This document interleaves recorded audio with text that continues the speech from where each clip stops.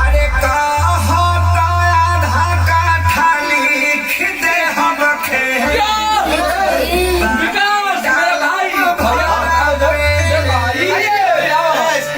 हम खेत के जवाबन को काव्यास तो पहाड़ का जाता 2 रुपया हो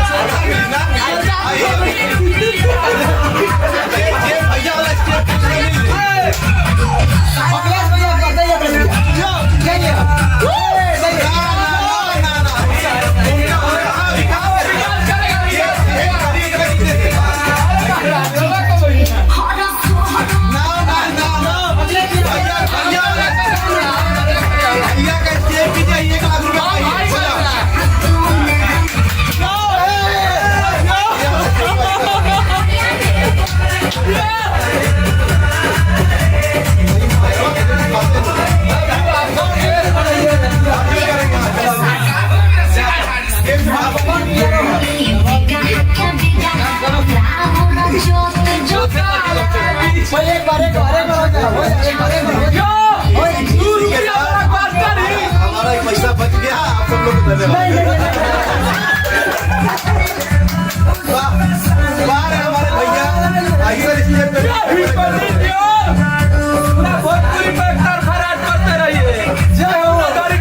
हमारे भैया परेशान कभी मत हो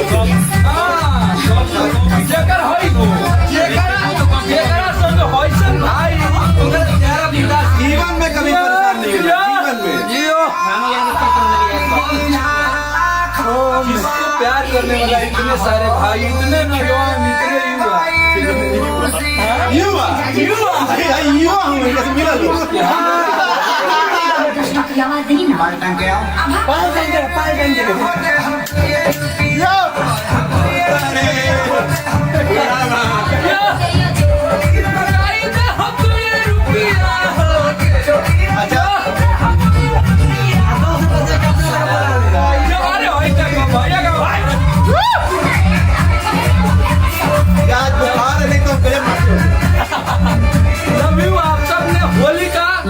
जितना षड्यंत्र भाई सबके फेल करके हिट मशीन जीजा जी नंबर 1 बना देंगे होली के गाने।